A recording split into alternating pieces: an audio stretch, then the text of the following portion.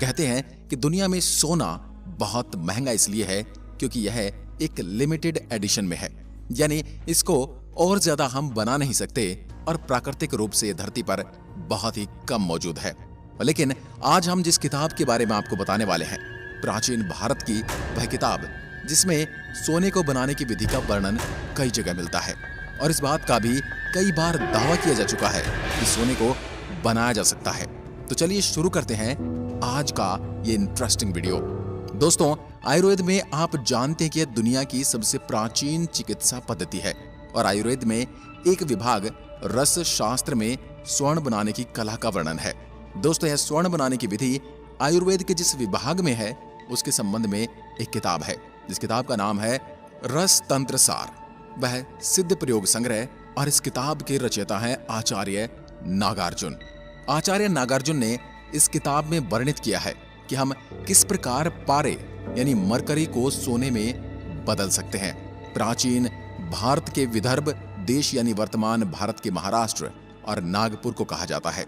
यहाँ पर एक प्राचीन नगर था और उस नगर में एक बड़े ही धनवान ब्राह्मण निवास करते थे जिनकी कोई संतान नहीं थी। एक दिन उस ब्राह्मण को यह स्वप्न आया कि यदि उसने 100 ब्राह्मणों को भोजन करवाया और दान दिया तो ब्राह्मणों को दक्षिणा दी तो उसे एक पुत्र रत्न की प्राप्ति होगी। अगले ही दिन उस ब्राह्मण ने 100 ब्राह्मणों को भोजन करवाया और उन्हें बहुत दान दक्षिणा दी और उसके 10 महीने के बाद ही उस ब्राह्मण को पुत्र की प्राप्ति हुई। ब्राह्मण ने सारे ज्योतिषियों को बुलवाया और कहा कि मेरे पुत्र का भविष्य देखो। सभी ज्योतिषियों ने कहा कि इस बालक का भविष्य बड़ा ही उज्जवल है, लेकिन यह बालक 7 दिन से ज्यादा जीवित नहीं रहेगा। जब उस ब्राह्मण ने ज्योतिषियों से इसका निवारण का उपाय पूछा, ज्योतिषी ने बताया कि यदि आप सिद्ध पुरुषों, ब्राह्मणों और जरूरतमंदों को बुलाकर उनको दान दक्षिणा करें, उनका आदर सत्कार करें तो इस बालक की आयु बढ़ सकती है। ज्योतिषियों के अनुसार उस ब्राह्मण ने वैसा ही किया और उस बालक का जीवन 7 वर्ष तक बढ़ गया। लेकिन अभी भी ज्योतिषियों ने कहा कि यह बच्चा सिर्फ 7 वर्ष ही जीने वाला है। वह ब्राह्मण अपने बालक को मरता हुआ नहीं देख सकता था, इसलिए उसने अपने आदमियों के साथ उस बालक को जंगल में भेज दिया। उस जंगल में उस बालक को एक दिन ब्राह्मण का रूप धारण करे हुए बौद्धि सत्व अवलोकित ईश्वर के दर्शन हुए और उस बालक को नालंदा विश्वविद्यालय ले गए और उस बालक के वहीं पर रहने और खाने की व्यवस्था कर दी गई। उन्होंने उस बालक से कहा, तुम जब तक चाहो यहाँ रह सकते हो। उस समय नालंदा विश्वविद्यालय के प्रधान आचार्य थे आचार्य शरद। उस बच्चे का नाम नागार्जुन रखा गया। आचार्य ने अपनी देखरेख में उसकी शिक्षा का कार्य संभाला। फिर एक समय ऐसा आया जब नालंदा और उसके पास के क्षेत्र में बरसात नहीं हुई और वहां सूखा पड़ गया। इसके कारण लोगों को फसल नहीं मिली, लोगों को कठिनाइयों का सामना करना पड़ रहा था। आचार्य शरद के सामने बहुत ही गंभीर समस्या आ गई थी। गरीब लोगों के पास अनाज नहीं था, उनका धन भी खत्म हो रहा था।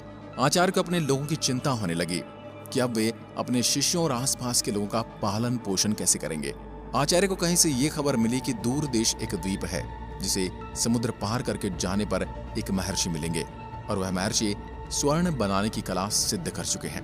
यदि कोई वहां जाता है तो उसे वह स्वर्ण बनाने की कला सीखने का अवसर प्रदान हो सकता है और उनका अकाल भी दूर हो जाएगा। और उस समय तक नागार्जुन काफी बड़े हो चुके थे और वो अपने शिक्षा पूरी कर चुके थे। आचार्य शरद यह बात जानते थे कि नागार्जुन को मयूरी विद्या का ज्ञान है और इस विद्या की सहायता से वे समुद्र पार कर सकते हैं। इसलिए आचार्य ने नागार्जुन को दूर द्वीप जाने के लिए कहा। समुद्र तट पर पहुंचकर नागार्जुन ने 2 वट पत्रों को लिया और एक वट पत्र की सहायता से समुद्र को पार करते हुए उस द्वीप पर पहुंच गए। जब नागार्जुन उन महर्षि के पास गए तो महर्षि ने नागार्जुन से पूछा कि आप इतनी दूर समुद्र पार करके कैसे आए। नागार्जुन ने बताया कि मैं इन 2 वट पात्रों की सहायता से यहाँ पर आया हूँ। नागार्जुन ने बताया किस प्रकार अकाल के कारण नालंदा और आसपास के गांव के लोगों को कठिनाई हो रही है। उनके पास धन और ध्यान दोनों ही नहीं है। जिसके बाद नागार्जुन ने महर्षि से प्रार्थना की और बताया कि वो यहाँ स्वर्ण बनाने की विधि सीखने आए हैं, कृपा करके मुझे वह विधि सिखाइए। तब महर्षि ने नागार्जुन से कहा, यदि आप मुझे मयूरी विद्या सिखा दें और वह वट पत्र दे दें तो मैं आपको अवश्य ही स्वर्ण बनाने की विद्या सिखाऊंगा। नागार्जुन ने उन्हें मयूरी विद्या सिखाई और उन्हें एक वट पत्र भी दे दिया और स्वर्ण बनाने की विद्या प्राप्त कर ली। इसके बाद नागार्जुन दूसरे वट पत्र की सहायता से समुद्र पार करके नालंदा वापस आ गए और नागार्जुन ने स्वर्ण बनाने की विद्या से स्वर्ण बनाया और लोगों के कल्याण के लिए इसका प्रयोग किया। नागार्जुन अब आचार्य बन चुके थे।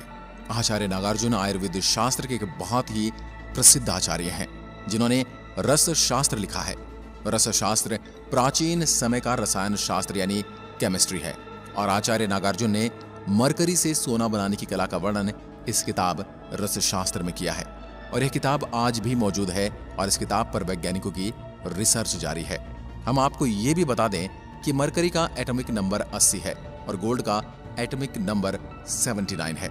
इनके एटॉमिक नंबर लगभग बराबर हैं, जिससे यह अनुमान लगाया जा सकता है कि मरकरी को गोल्ड में कन्वर्ट किया जा सकता है। तो दोस्तों, ये थी कहानी सोना बनाने की। इस प्रकार आचार्य नागार्जुन ने सोना बनाने की विद्या प्राप्त की और इसका वर्णन भी उन्होंने अपनी किताब में लिखित रूप में लिया है। दोस्तों, आपको ये वीडियो कैसी लगी? क्या आप भी मानते हैं कि यदि हम पुराने धर्म ग्रंथों और पुरानी पांडुलिपियों का अध्ययन करें तो हम विज्ञान को और भी आगे ले जा सकते हैं और आम जन के जीवन को और भी सुखद बना सकते हैं? इसके बारे में लिखकर जरूर बताएं। एक बार फिर मिलते हैं एक और ऐसे ही दिलचस्प वीडियो के साथ। तब तक के लिए नमस्कार। जय हिंद, जय भारत।